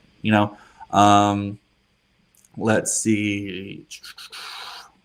90% Metacritic coming in for Dune Part 3. It could happen. Dune Head, Spice Boys. We're back here. My popcorn bucket's right up over there. Whatever the Part 3 popcorn bucket is, I'll have to put them together. My Ducal singles. Here we go. The women chanting their way to the Best Picture nom. Hey, I'm mad. I didn't get Dune Part 3 IMAX 7mm tickets. More, I know you did. What was it? Jan, Brandon, and I, we all tried to get the New York ones. We all took a day. I sadly took Thursday, and apparently Thursday was already pre-sold. It was pre-booked. They weren't available to the public, so I wasted 2 minutes trying to refresh to get in there. Once I realized that, I moved to Saturday. I got 4 tickets, but it didn't work out. AMC app crashed for me, and no Dune Part 3 IMAX 7mm tickets this far in advance. They will come. I'm not giving up, but I don't have them like I do for the Odyssey. First public showing of the Odyssey, AMC Lincoln Square. Pretty optimal seats. Super excited. Take the Michael actors out? No, I'm not going to. Not now. I'm living in the morb. I'm holding my L's, whatever direction we want to hold them in. I'm keeping Michael until can, and then I'll get rid of it. But for the moment, I'm keeping it out of my heart. I want to feel it. I want to believe it. I took out F1 too early last year when people were like, blah, blah, blah, blah, blah. Keeping it this year. But I will take it out. Don't worry. With a heavy heart, I pulled Michael out of everything but costumes and makeup, but a box office crazy. Reconsidering, that's what I'm doing. I'm just waiting to see what an extra few weeks of box office looks like. I do admit it's not top 10. Jafar shouldn't be in. Colman Domingo shouldn't be in. But I'm not taking it out yet because I want to see how it plays out, sort of thing. I don't want to give up too soon. Even if I do admit, Best Picture, if I take it out, I probably can throw in the invite. If I take out Jafar, I can fit Matt Damon. If I take out supporting actor, I can put in George McKay or Daniel Craig, and so on and so forth. But we'll do that later. Elizabeth saying I think Digger is going to play a lot like the Substance in terms of Oscar chances. That's an interesting comparison. I haven't really heard that yet, but I can see the parallels because you could say Cruise is getting his Demi Moore moment where it's someone who's been in the industry forever who really hasn't had a chance at Academy praise in the last few decades. Can get a few texts where they both were really pushing behind the makeup. And they can get some additional text, screenplay, and director and picture. I can see the parallels. It's not the first movie I would think of, but it works. Moonfall, Saints Secret Agent was 6 in screenplay. Maybe it could have been. Mando, Doomsday for visual effects. I would want to put both of them, honestly. I would probably cut out Odyssey or Narnia before Doomsday. And yeah, Hope could get visual effects too. Dinosaurs. Oh yeah, we're getting back to the visual effects talk. Hell yeah. I'll eventually get better at staying on time with this. But that's good. If we have too many comments, that means you all are hopefully enjoying the random yappings from me an hour in. Come over to Marcos. Buckley is winning again for The Bride. Honestly, I don't want to pull up my personal awards here. for reasons. But Buckley is pretty good in The Bride. She would be in my top 3 of the year. Too bad The Bride as a whole, it's not very good. Maury saying second with Mando. Star Wars always gets in that Disney, even Solo missed, and that was a big flop. Honestly, let's do that real quick then. Before we continue, let's as a team here. Matt and I haven't recorded any tech predictions, but as a team here, let's just chat a little bit about visual effects. I'm assuming we all are in unison. Project Hail Mary, Dune Part 3 should be in.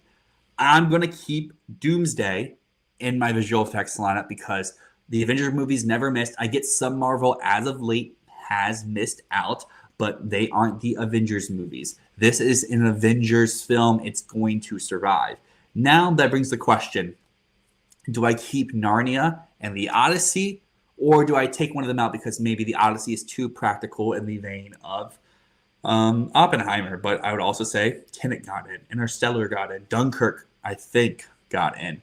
The Odyssey feels much more like those, where I think it can just survive. Narnia, how much magical realism is there going to be? I know Banjo is reading the book as well and saying it's much more set in Old London, but then there's also set extensions and building out the scenery of Old London. So then which one of those should I take out for Star Wars, for Disclosure Day, for Spider-Man Brand New Day? I'm not considering anything from Godzilla down. I think Godzilla -1 is going to be the biggest flop in terms of Oscars if you want, because people have that winning at the moment. I think the only reason it won last time around is there was no Best Picture films. There was no movies that people felt passionate about. Napoleon is a film that people really despise, even if it's a certified banger, heater, and The Creator was a film that people don't talk about today. So I think that's why Godzilla won last time around. But this time around, we have films that people care about. So StreamYard recently added a poll, and here that poll is gross. It's ugly. It doesn't work out. So let me actually open up YouTube on my desktop here real quick, and let me see if I can make a poll here and can do a little bit more cleanly and neat than how the StreamYard one is. So bear with me for a few seconds as I get this going. I have to open up the stream and everything. Whoa, I get to see 2 of myself here. Cool. That's gross. All right. This is why we love doing stuff on the fly here. We love doing fun things. And like I said, my laptop is old as hell, so it's moving at a snail's pace. Engage with my audience, start a poll, and here we go. VFX 5. What do we want? So I'm gonna keep Odyssey in, and we'll get to pick the 5th here. We have Narnia, we have Disclosure Day, and we have Mando. And we'll add Spidey for fun. And y'all are off to the races here. Poll is up, I think. So we'll see what people pick here in the next few seconds as I keep going through some of these comments. And we'll return to this poll here once I make sure it is actually up. I think it's up right now. If it's not, oh well, who cares? But we'll return to that in a few seconds to do whatever will be my 5th slot over in visual effects. So coming back up to wherever I left off here, we have Son of Mori. Mori, you're already talking about. We saw this before. Banjo talking about, I think Doomsday will suffer from the obvious superhero fatigue going even with visual effects, whereas we haven't seen Oscars reject even bad Star Wars yet. That is a good point. Bad Star Wars has got an end. We haven't had a Star Wars movie in a while, though. While we have been having superhero movies, so maybe the I don't want to say canon, but the non-main timeline, main saga, Skywalker saga, Star Wars movies could miss, because Solo, yes, it got in. Rogue One was very audience-friendly, did very well. I think he even got additional nominations. While the Avengers movies, Endgame, Infinity War, Age of Ultron, the original one, they've all gotten in. We haven't seen the core group miss out quite yet. Nightmare Blunt Rotation, top 4. Maybe. Put Michael in. Michael's not in for visual effects. 5 stars for Michael. Hell, we're talking about Letterboxd. This is how far I am behind in comments. Yeah. Let's pull it back up, actually, so people who are just coming in now can see Blunt Rotation right here. Cats, Way of Water, Tenet, Moonlight. What a cool top 4. What a cool, we get to have the cool cat at the top. we did have this banger of an edited photo as the profile photo. This is why Letterboxd is for fun. Because yes, 5 stars from Michael. Full review isn't out yet, but Jafar Jackson is the guy. Great performance. I had a blast watching it. And that's what matters at the moment. But coming back out here, continuing with these comments before I go look at that poll. Once we catch up with comments, we'll go back into the poll. But Behemoth, anything this year? Could come out this year. We haven't heard much about it. We know there's been some casting changes. We know that they've been actively filming. I don't personally have much faith in it just because it is Searchlight. Searchlight typically runs one dog. We basically have it confirmed that Wild Horse 9 is a heater. I don't have any reason to sway away. Sup, Bolt TV. I don't think Dune 3 is Lord of the Rings, but it's more confident some people are on the movie, and I do agree. I have it in Best Picture. I'm not really worried about its Best Picture. I know early in the season I was saying like, oh, I should treat this like Fire and Ash. I should treat this like Wicked for Good. But I'm choosing to believe that this movie is going to be universally beloved. We've seen how crazy people have been for the pre-sales. Once again, going over to next Best Picture, they've had direct contact with Warner. They've been saying this film is good. CinemaCon raved about the first 7 minutes. I have no reason to doubt that this is good, but I don't believe the wins will be in droves like Lord of the Rings. Come over to Moonfall here. Dune 3 is still nothing. I'm not playing the game of maybe the adaptation will be better. That is fair as well. I just think, like I was saying before, we've heard stuff. I'm choosing to believe stuff. And the first 2 got in. I want to assume the third one will get in. Where I'm sure if Avatar showed a scene at CinemaCon, dorks and losers and nerds would say like, oh my gosh, it's just Way of Water Part 2. No, it's more. It's not just that. So it's so different.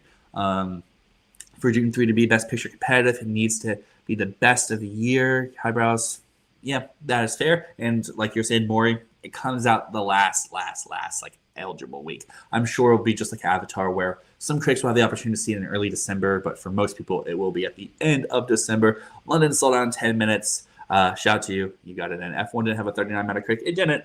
But F1 started like a 50, and people said dead in the water at that point, and that number rose up. Michael's number could rise up here in the near future. Have you seen my detailed prediction category? Oh, so you are... Yeah. I have seen it. I think we talked in the Discord a little bit. I think I gave you direct feedback for, was it costumes or makeup? Makeup. It was makeup. We have to talk back and forth about makeup. We'll talk more about that in a second. But Elvis underperformed the box office. It didn't. It made a profit. It was a top 10 summer grosser of that year. Elvis was a hit at the box office. It wasn't a flop. I'm sure Wild Horse 9 will be great, 8 or 9, 10, but it doesn't seem like a winning movie at all. I would agree. I don't think McDonough makes, at least yet in his career, has made this needs to win Best Picture type movie. But maybe this could be the one for more people. And we have more here going with Project Hail Mary, Dune 3, Narnia, Disclosure Day, and Mando for now. Mandalorian looks awful. Keep the Odyssey for sure. Coming over to Banjo, I have Dune, Project Hail Mary, Narnia, Netflix to crack Mando, and Disclosure Day. I believe in the movie with Doomsday on the outside looking in. We have Marcos not feeling Narnia. And we have Banjo hesitant on the Odyssey, but I think they might focus on the practical stuff being done again. I didn't know there was an AI controversy. Oh, you're predicting one. Okay, maybe. I mean, the creator was competitive that year, but I think the reason why it didn't ultimately win is the fact that people didn't care about the movie, even if the movie was good and the work was good. And I think the same could be said about Napoleon as well. People didn't like the movie, even if the work was good. And that's why Godzilla won. While this year we have films that, at least on paper, people will care about more so than Godzilla, if that makes sense. So yeah, let's pull up this poll. Am I able to see? Let's end poll. And we have Narnia 38%, Disclosure Day 24, Mando 25, and Spidey 13. So I guess Narnia just stays in my top 5 at the moment. So I guess pulling that back up. This will be my top 5. Project Hail Mary, Dune, Avengers, Odyssey, Narnia. Coming on the outside looking in, we have Mando, Disclosure Day, Spider-Man. Like I said, I want to fit Mando in. Maybe after I see it, I'm just convinced by how good it is. But at this moment, I'm still going to leave it on the outside looking in. They're just saying I'll say mid over Narnia purely because we haven't seen anything from Narnia yet, and that's fair to them. I think it was in like May of last year. It was right around the time of Cannes, so we should be getting visuals of Narnia here soon. And who knows, maybe it doesn't show anything, and at that point it's like, hey, let's just go with Mando. But I will say last year the Tudum clips they showed of Frankenstein, in my opinion, looked like cheeks, at least visually speaking. I still am not a huge fan of the visual style. I think it works inside the movie, but that Tudum trailer, it's not it. Elizabeth saying least likely to most likely is Whalefall, Narnia, Spidey, Mando, Disclosure Day. Don't know what Whalefall is. Let me know down below. Okay, Ultron didn't get into visual effects. Fair. Maybe Doomsday is Ultron. Maybe. I've never actually looked at your profile photo. Yeah, it's a good one, isn't it? I don't think I'll change it for a while. I almost had a chance actually to make that photo real. There was a drama fan event that I got an invitation to, and because of my new job, I had to go into work that day. And the fun thing is, I didn't have to do anything at work that day. I went into work, I sat, did nothing. I could have done all that from home or in New York and gotten that photo to become real. I have friends who went there. The cast was really nice, both Zendaya, both Robert Pattinson. They took photos with everyone who was out there. They signed everything. They had conversations. Could have been me. It wasn't me.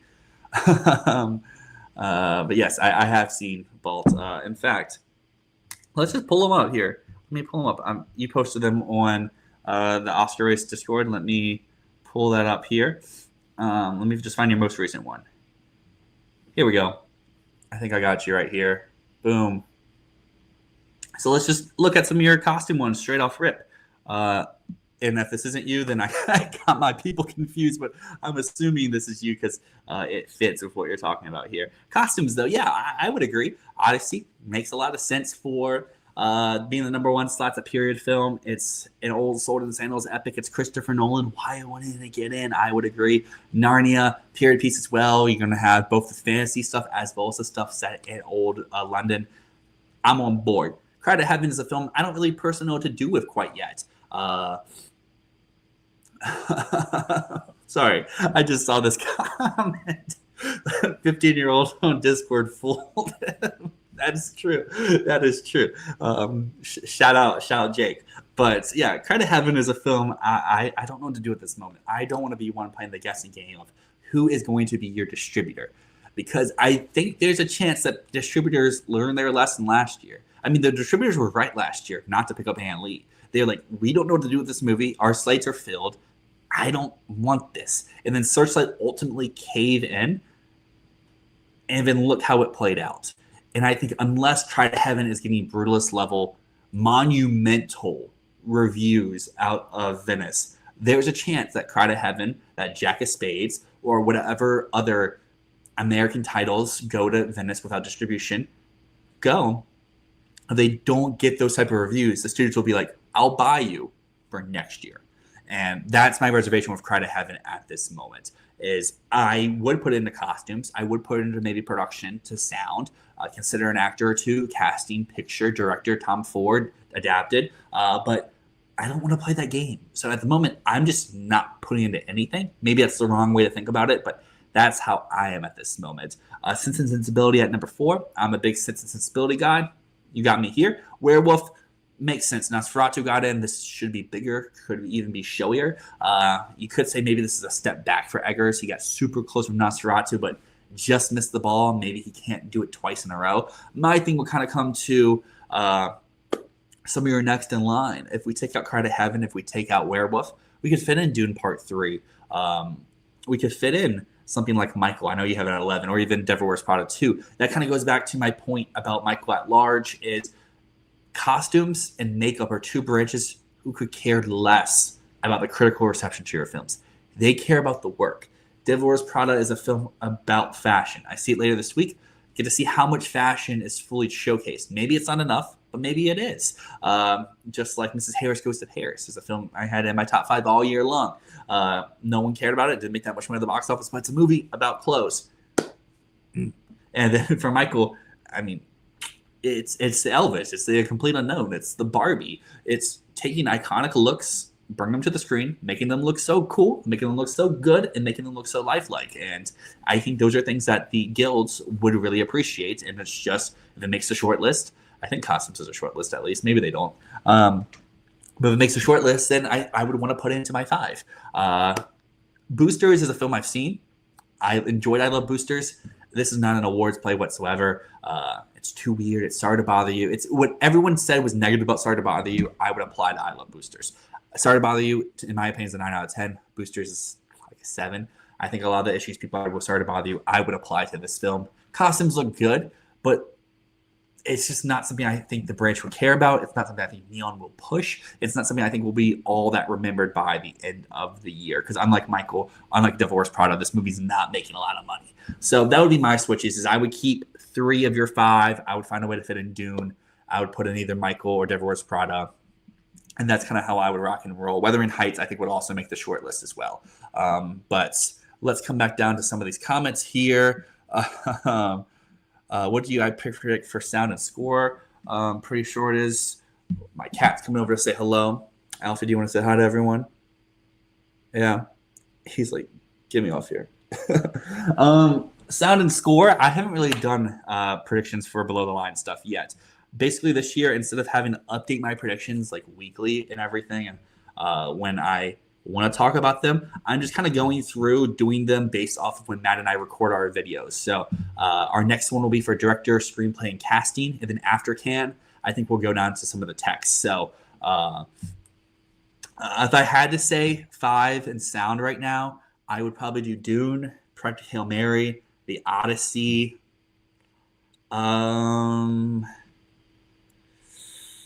Let's say Disclosure Day and Michael. Maybe those would be the 5 I would do at the moment.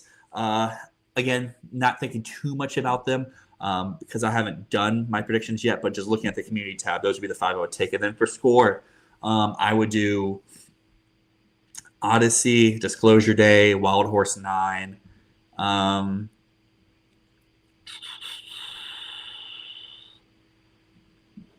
Maybe throw in one of the international movies out of Cannes, whatever one you think score could be more showier if there's someone who has previous recognition or work that stands out a little bit to you. And then I would throw in, I guess, Project Hail Mary at this moment. Academy, kind of similar to Park Chan-wook, does not care about Daniel Pemberton, but Daniel Pemberton's never done a score for a movie as big as Project Hail Mary. But again, I haven't done predictions for those yet, so don't hold those as gospel. Elvis didn't underperform. It's just Bohemian. Yeah, and that's the thing is Elvis did really, really well for a music biopic. It's just like Maury said, Bohemian Rhapsody is an anomaly. Michael could get to that level. I think the critic reception may hurt it a little bit, but I think the audience reception is so strong, it's so positive that it could continue moonwalking its way up. But I don't know if it'll get that high, especially in a post-pandemic box office, where if Michael had the same reception but came out in 2019, maybe it could have. But in 2026, I'm not exactly sure. Let's see. I'm just going to scroll through some of these. I hope. Yes, honestly, let's just dive into that now. Because we're a while in. I'm looking at some of these other comments. There's like 2 I'm going to hit. So I'll hit those 2, and then we'll dive into box office. So we have this one coming in here. Honestly, feels like a placeholder. Wild Horse 9 isn't the type to win. Digger looks like it could be a goofy, messy. Don't look up. I think the winner is something that's not expected, and I would agree. And it's just kind of taking your called shot or your pick at this moment. Matt did it for a little bit with Fatherland. He's now switched over to Project Hail Mary. Sure, that's what you want to do. Some people out there are saying Dune Part 3. Cool. If you are a Cry to Heaven believer, I think it has the juice on paper. It's just, will it translate and will it be as accessible to Win Picture? Because even weird films like Everything Everywhere or Anora have the heart.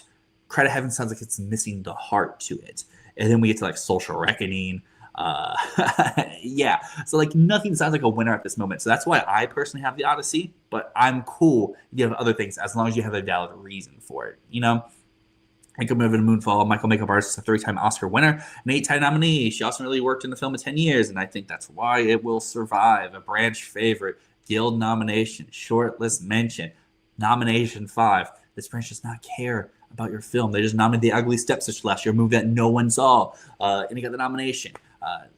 They want the good stuff. They want the good stuff. And yeah, shout out my cat Alfie. He's on the other side of the laptop now. He'll probably walk back around. But yeah, let's dive into some summer box office stuff. So is this one? No, it's this one. Boom. So essentially, we're just going to go through week by week and see which films we want to consider. Typically, my bar to want to consider a film for the summer box office is if they could make $100 million domestically. I think this year we should boost that number up a little bit. We should get to $125 million domestically to make our short list, you could say. Typically, this range puts you in about 10 to 15 films. Some years, post-pandemic, our number has been closer to 100 for that 10th slot. And other years, our number gets a little bit higher. And I think as well as the box office has performed this year, I think that this year our 10th slot could be closer to like 125, 150. And essentially, for all of you out there who are still watching, if you see a film as we go week by week, if it interests you, drop it in the comments right below me. We'll then go to another graphic after we go through every week of the summer box office to essentially see what our competitors are. And I'm not going to reveal my top 10. I'm going to record that video either today or tomorrow. But I have an idea of what the 10 I want to be. It's more so I have a top 8, and then my 9th and 10th slot I'm kind of open for it. Last year, I hit the struggle bus a little bit. I flopped big with my 9th and 10th slots. I was like, well, I typically want to have one horror movie and one animated movie at my 9 and 10. Last year, I went double animated to kind of check off both my boxes.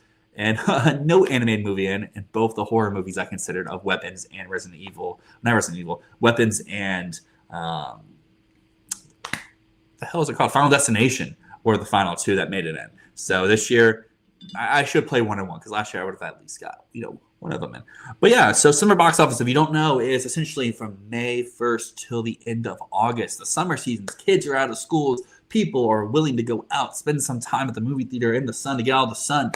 These are the films that usually make the bulk of their money of the theatrical box office in these few months. So May 1st, we have our big one kicking off the summer. Typically, your very first film of the summer box office will always find its way to the top 10. And this year we have The Devil Wears Prada 2. I don't think there's much conversation need to be had here. It's when I'm immediately throwing into that 150, 125 plus range. But nothing else on this weekend really stands out to me. Animal Farm's not going to happen. Hokum's not going to happen. And yeah, so for me, I'm going to just pull out Devil Wears Prada 2. I'll see if any comments want to say anything else. If my cat wants to take a bite of me, maybe he's saying Animal Farm, consider it. But Devil Wears Prada 2 is the one thing I want this moment. Let's see what Banjo has to say. I was not a Devil Wears Prada 2 believer earlier on, but the pre-sales are crazy. Yeah, I mean, there was a time where I could not find a 4th open slot in my AMC A-list subscription. I was holding on to Michael forever. I was holding on to Mario forever. I had a ticket for something else for a long time, and I only had one open slot to work with to see new movies. And I was like, oh, I can wait until I see this film to then have the open slot for Devil Wears Prada for the fan event. Sold out, the one closest to me. I have to go to one that's like 30 minutes away. And even the normal screenings at my local AMC are insanely packed. I think there's a chance that Devil Wears Prada 2 can show up into the top 5 films for this summer.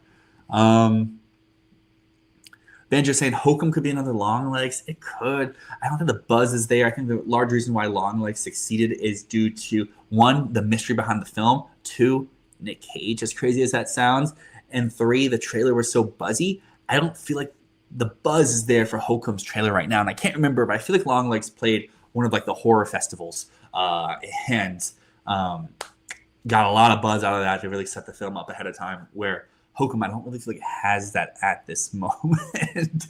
And a pig rewrote it. Andy Serkis played a pig before, so it makes sense. So yeah, Devil Wears Prada 2, that's what's moving along through. Shout out, was his first showing down for all the ads.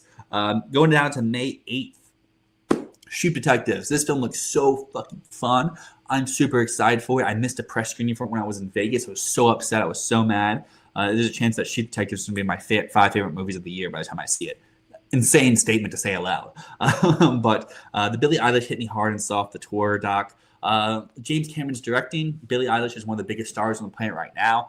I don't think this is going to be a major summer box office contender. I think this is going to be more of like a huge first opening weekend. Maybe it holds well for another weekend, but that's about it. Think of like Renaissance from Beyonce, where it was like a 1 or 2 week engagement, where I don't think this is going to be like the Eras Tour from Taylor, where it's just going to continuously play week after week. If it was doing that, it wouldn't come out in the summer. I get it got delayed due to the visual effects and the 3D not being ready yet, but this is a film I'm personally not considering for the summer. While Mortal Kombat 2, the first one didn't make that much money, but it was a day and date release. But I think for the sake of conversation, for our top 15, top 20 that we want to pull here, Mortal Kombat 2 does work for that.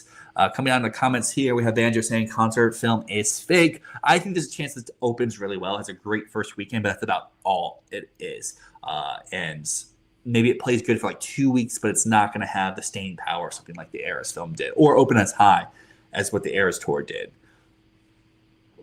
Coming down here, some other comments here. We have screening of Chic Detective. You have to go. First, you have Hugh Jackman. I don't care what people have to say about Hugh Jackman. This guy's fun. This guy's crazy. This guy's insane. He never does not give his all to a role. You can say the movie that he's in is awful, but Hugh Jackman's always just giving you what you need in there. Banjo saying Mortal Kombat 2 is having the worst marketing at my local theater. That's a weird thing with Mortal Kombat 2 is they test screened the hell out of that. There were so many advanced previews that were saying like, hey, Mortal Kombat 2 screening today. It's been for like 2 years. Like they're really trying to make this movie something. Maybe that means the movie's trash and like they're trying to save it. But I think more so they're trying to deliver the film that the Mortal Kombat fans want. Is that going to be big enough?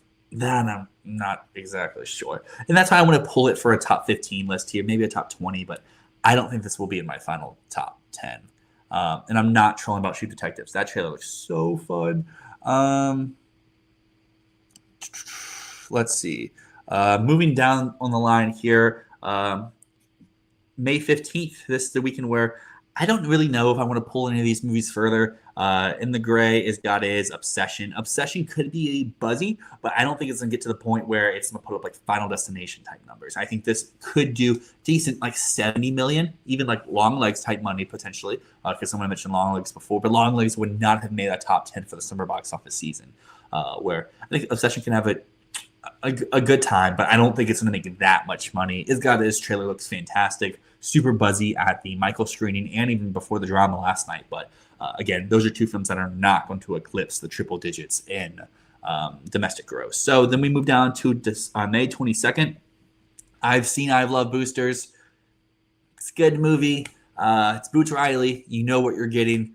Boots Riley's not a guy who's making a movie that's going to make $100 million domestically. Do not understand this release date whatsoever for the film. Clearly, it's done. It's straight out of Film Fest. It's been showing regionally with Q&As with Boots for a while. I don't understand why they're putting this in May. This should have been an April movie. This should have even been maybe even held for the fall to go into a time where it can be counter-programming. But maybe that's what they're doing here in May. I just think it will get swallowed up going against the Mando and Grogu. I know we have Mando and Grogu hater right here, Banjo. But Mando and Grogu is an easy pull to continue on our list to be considered for the top 10 later down this summer. Even Solo put up numbers that was good enough to be a top 10 of this year. Getting to May 29th is a weekend where I wouldn't expect to pull one of these films typically to hold on for later down the line. But Backrooms had an insane early pre-sales.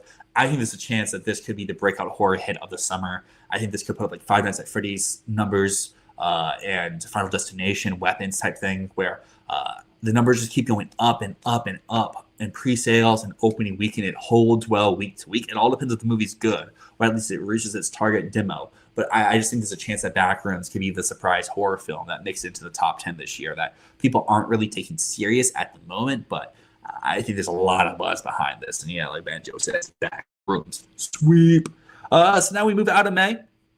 Okay, Jam, yeah. I'm assuming that's for Backrooms. Just wait and see. Just wait and see. Then we move into June. And this is a weekend that's kind of hard to do because I think Masters of the Universe technically could qualify for our $100 million plus. But I think there's also a chance that Masters of the Universe does like $50 million and no one shows up and no one cares about this movie. It's a weird one because I feel like the trailers really work for some, and for other people, they're like, the fuck am I watching? So it's one that I'm personally not going to pull, but if this does become a top 10 film this summer, I'm not going to be shocked. But I think that this is one that could be in our top 15, but I don't see a world where it eclipses like 125, 150 to make our top 10. While on the other hand, I think there's a shot that Scary Movie could do that. The previous Scary Movies have never reached as high, but I think there's a chance that the trailer was super buzzy. It's making fun of a lot of popular horror films. I think there's a chance that this could be a very great word of mouth movie, or maybe it doesn't open that large, but it holds and holds and holds. And I get that, but I don't think that Scary Movie is a film that people are relying on the critics for. I don't think that they care about who wrote it or who directed it. They just care to see the iconic thing that they watched when they were kids, or that we watched growing up, that we were told to watch by our parents, back on the big screen with its iconic stars all reuniting. I think this is a contender for a 10th slot. I don't think it's going to go much higher, but I think 1-50 domestic is on the table for Scary Movie.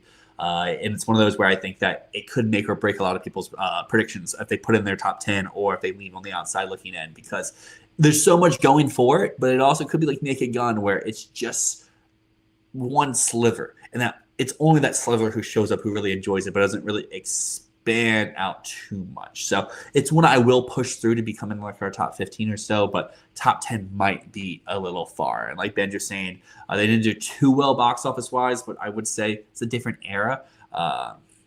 But like you said, I do believe more in Scary Movie than Masters of the Universe, and that's why I'm keeping it here. Going into June 12th, though, we have Disclosure Day, and this is going to be one that I could see going either way. Kind of like Masters of the Universe, funny enough, where it's Spielberg. People like Spielberg. This trailer has been getting massive marketing push, but is it enough to get top 10? Or is this a film that could miss out? Think of something like The Flash, which had a huge opening weekend but didn't leg out whatsoever. I think it would still make the top 10. But I don't know. This is just a film that feels like it's not going to have that big of an opening, and its legs are not going to be to the level of something like Sinners or something like Project Hail Mary, where it just has insane holds week to week to really help rebound that. Where I think there's other films that may open up bigger. Like I think Supergirl makes more money opening weekend, but I think there's a chance that Disclosure Day could leg out a little bit better. Nothing else here, though, really want to consider. June 19th, we have Toy Story 5. No real talk there. It's a Toy Story movie. There's a chance this could be our number one of the summer. June 26th, we have Jackass. I love the Jackass movies. They're not huge box office draws. Supergirl is one that I could see crack the top 10. I could see it just miss out on the top 10.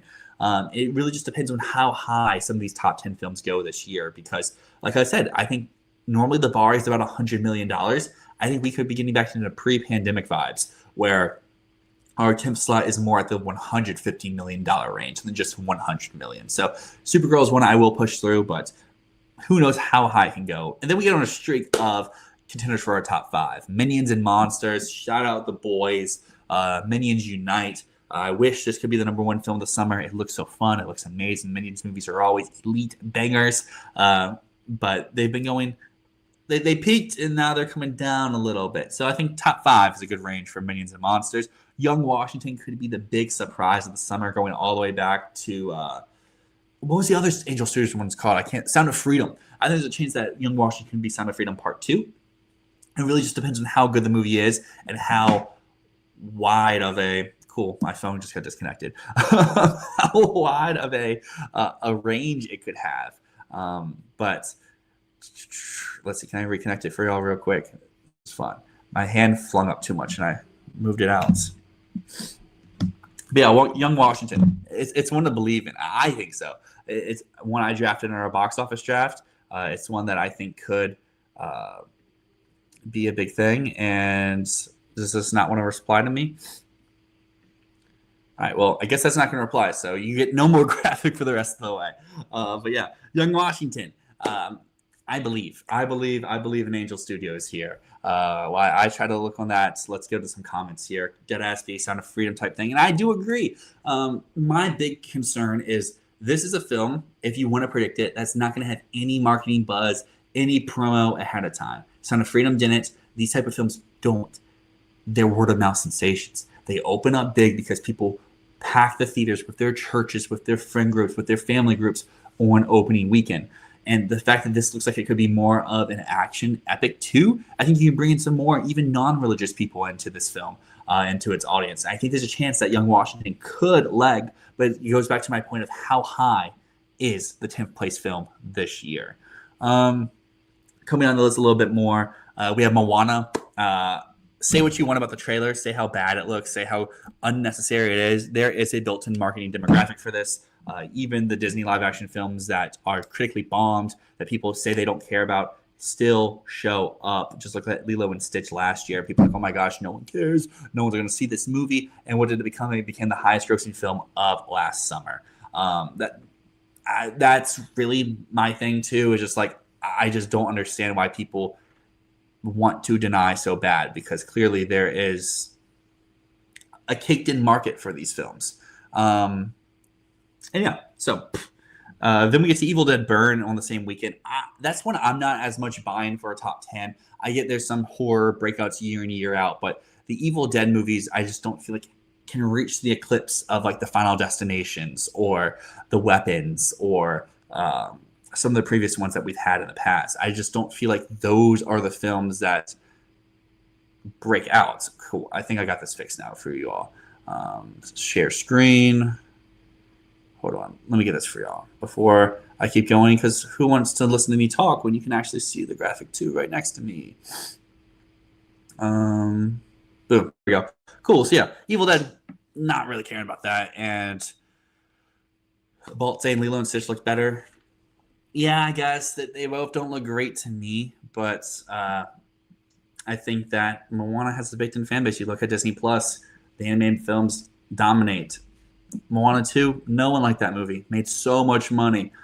This one will as well. We have The Odyssey. I'm going to speed through these because there's not much really to go over here for some of these films. Because like The Odyssey, it's going to make enough to be in our top 5 here. Pedro actually wants to go back to Evil Dead Burn. Looks really good, but Breakout. Yeah, exactly. Rise did make a good profit, though, but not to the point where you need to be considered. Where, like, last year, I think, I keep forgetting the name, Resident Evil. Not Resident Evil. What was it called? Final Destination, Bloodlines. There we go. It made like 150, almost $200 million domestically. Evil Dead movie isn't going to do that. The Odyssey, though, it will do that. It will be a contender for the top 5. It could even be a contender for the top 3, even. Same thing for Spider-Man Brand New Day. Spidey movies, people love them. They adore them.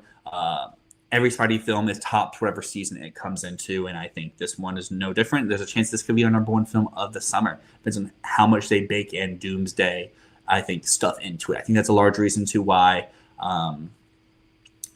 Far From Home did so well, as they packed in some Doomsday or some Infinity and Endgame stuff with that as well. And then the large reason to why No Way Home did so well is all the cameos, and it just depends on what they tease here for Brand New Day to help propel it up the box office ranks. Then we get to August, and year after year, people say August is the dumping grounds. Nothing happens in August, but typically year after year, there's at least one August release that finds its way to the top 10. We have films like Weapons getting in through there. We have films like Bullet Train getting in through there. We have films like Jungle Cruise getting in from there. This year, though, if I had to try to guess what it could be, I think you got August 14th. You got the end of Oak Street. You have Paw Patrol 3, the Dino movie. Duality. Families can go see the dinos together. Send the older kids to End of Oak Street. Send the younger kids to Paw Patrol 3. Everyone's having a good time on the weekend of August 14th. Then we come to my birthday weekend, August 21st. My birthday is the 23rd. I have to figure out what my birthday movie this year will be. Last year was K-pop Demon Hunter, so hopefully we can go up from there. But Insidious, out of the further, I think could reach the heights of something like the Final Destination movies. I think Insidious has a packed-in, core, devoted fan base that loves them, that shows out time and time again, regardless of their quality. We've heard that this could be one of the better ones of the franchise, and it's an August horror movie. These are typically breeding grounds for these films to do fantastic. And for me, that's where kind of August ends. So that's going to bring us now to our next graphic here. If I can get it to pull up here, it's all the films that we pulled through. The films that we think could have a shot to survive this summer, to be box office contenders, to be in our top 10. And that's really where I will leave it up to y'all, because I don't want to spoil this video too much. I think I have my 10 sorted out, but these are the 16 movies I would consider for my top 10 slots. I think that you could have some stronger movies here, obviously, like stuff like Toy Story, The Odyssey, Minions, Spider-Man. Not questioning those whatsoever, while you have some more debatable stuff of how high do you think number 10 needs to be this year. Like if, let's say, Supergirl flops, End of Oak Street doesn't have people show out, Scary Movie 6 isn't as leggy as what it seems like it could be, do things like Backrooms show up, do things like Insidious get in, do things like Young Washington rise to the occasion. I do not, Banjo, believe there's a chance for the hype for Coyote v. Acme to propel it. I think of last year, The Bad Guys 2 couldn't crack the top 10 in a year where I would assume the 10th slot would be a little bit lower than what this year was. I don't think there's a shot for Coyote v. Acme. Maybe you could say it should be here over freaking Paw Patrol, but Paw Patrol's fun, and the duality of two Dino movies on the same weekend, I think is pretty good. So I noticed above me, this viewer count went from 40 to 16 while talking box office. What I want to say is I love to talk box office. You all voted for this out on the community tab. So this is what made you drop off after an hour and 30 minutes then. Who do you have to blame but yourself? But yeah, Banjo, let's look at your top 10 here. You got Spidey, Toy Story, Minions, Odyssey, Moana, Disclosure Day, Devil Wears Prada, Supergirl, Young Washington, and Insidious. At least in my head, our top fives, I think, are pretty similar. I think we start to stray, obviously, with Disclosure Day. And Supergirl is one I'm not sure if I'm going to put it in my top 10. I think that's a film like The Flash that could open big but have awful legs week to week. And yes, Jam, Coyote v. Acme, $30. You should do the Borderlands challenge with it this year, where you're forced to watch that movie all your A-list slots for as long as it's in theaters to boost the box office on your own.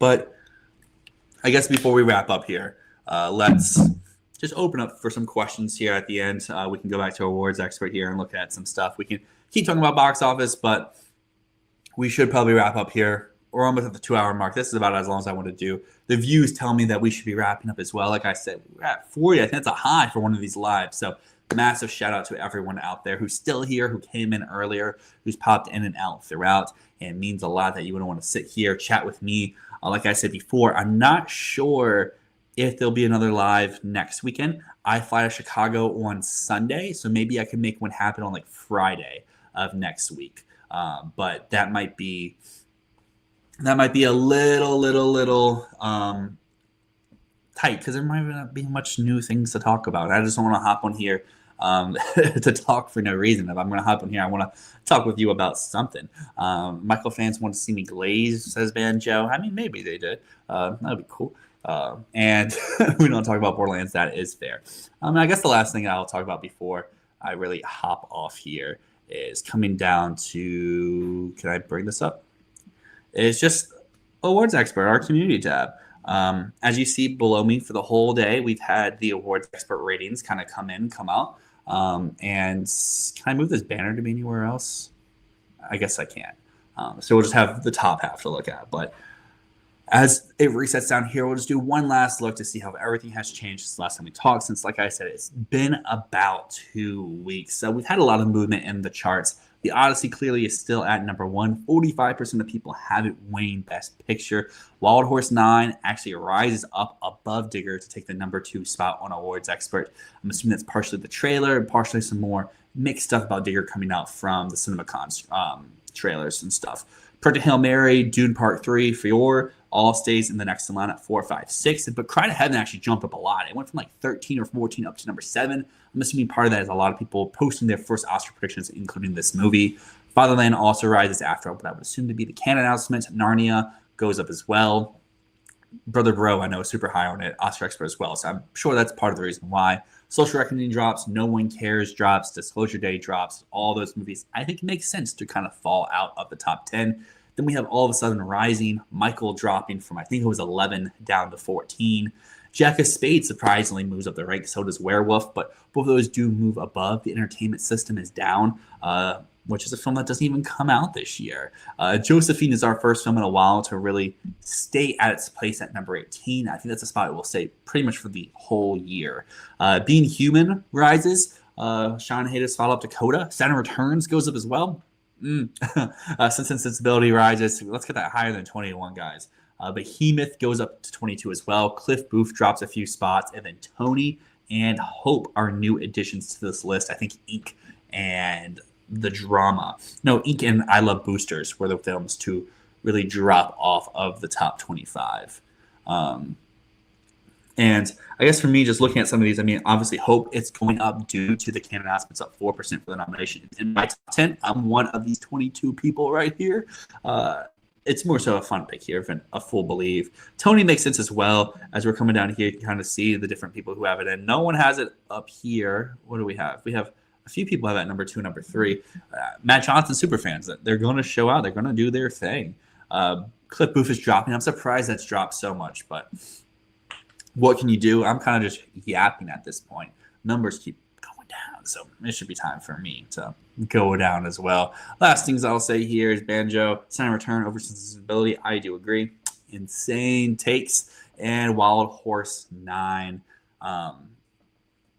There we go. Wild Horse 9 could win. We believe in McDonough. Some people do. And if you're one of those people, vibes are all good. Cliff Booth's vibes are getting weirdly better. I would agree. I think it's a great shot for this to go to Venice. I think Netflix is showing that they're moving it out of the summer to go to Venice, to come out in the fall. Might show that Netflix has confidence, but I still do believe this is going to be their glass onion, where they try and try and try. Globes will show up. CCA could, but the actors, the BAFTA, and the Oscars let them down a little bit. But yeah, with all that being said, that is where I'm going to wrap things up here today. I just want to give a massive shout out to everyone who has shown up.